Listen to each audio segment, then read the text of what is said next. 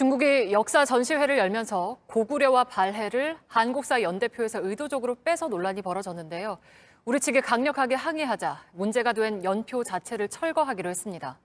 그동안 이런 문제가 나올 때마다 버티던 것과는 조금 달라진 모습인데 중국 측의 잘못이 명백했기 때문으로 보입니다.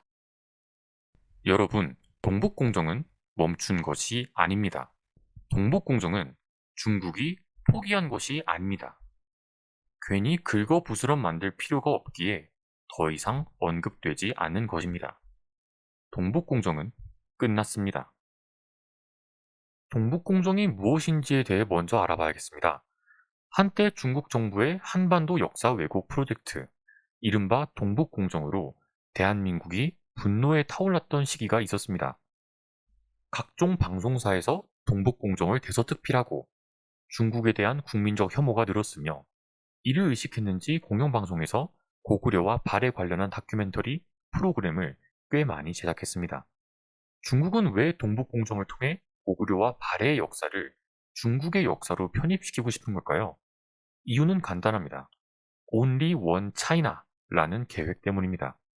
중국은 국민의 절대 다수인 한족 외에도 수많은 소수민족으로 이루어진 국가입니다.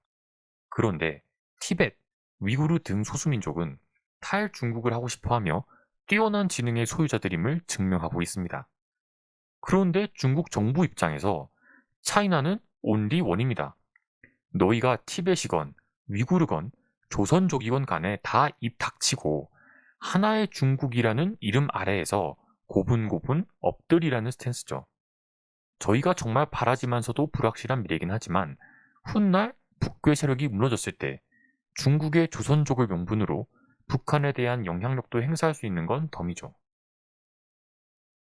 그럼 중국은 왜 갑자기 잠잠해진 걸까요? 자기들이 생각해도 이건 좀 싶어서 포기를 한 걸까요? 그럴 리가 없습니다.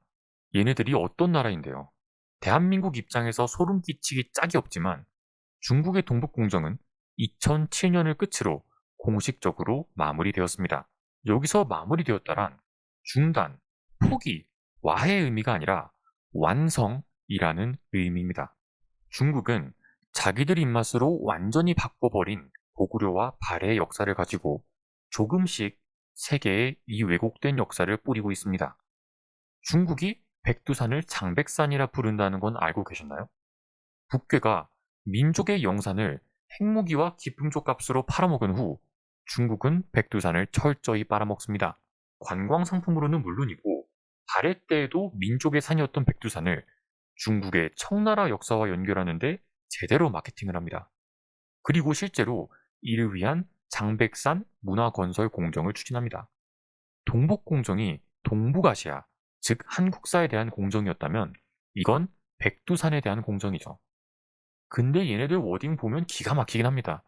문화는 축적되는 것이지 건설할 수 있는 게 아닌데 참. 이제는 문화도 메이드 인 차이나의 시대가 오는가 봅니다.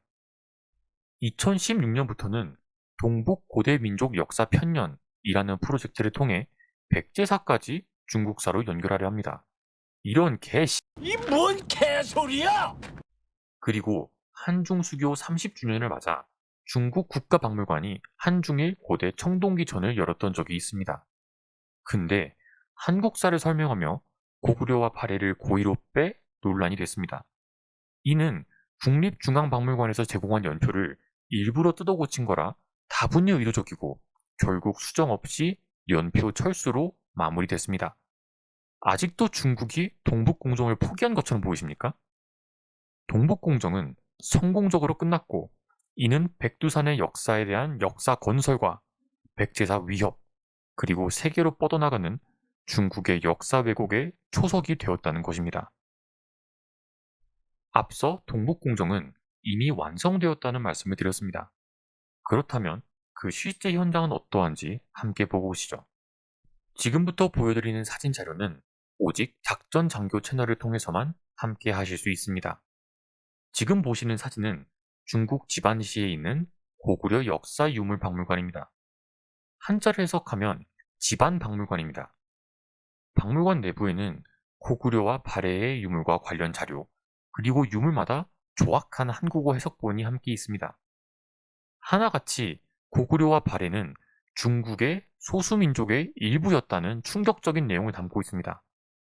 그러나 당시 중국 공안의 제재로 촬영한 사진들을 모두 삭제당했습니다.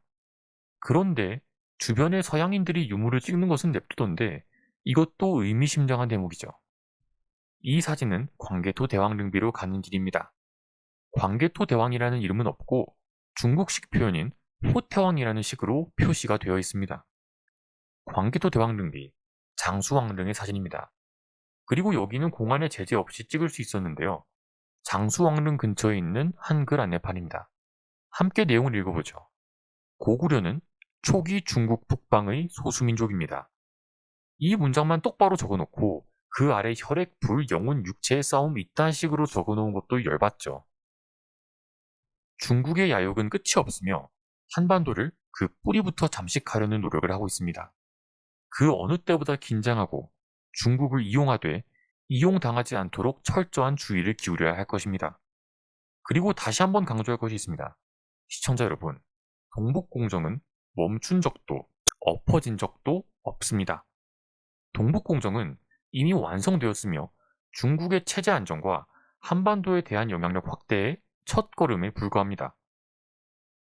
지금까지 중국의 악의적인 역사 왜곡, 동북공정과 그 현황에 대해 작전 장교와 함께 알아봤습니다.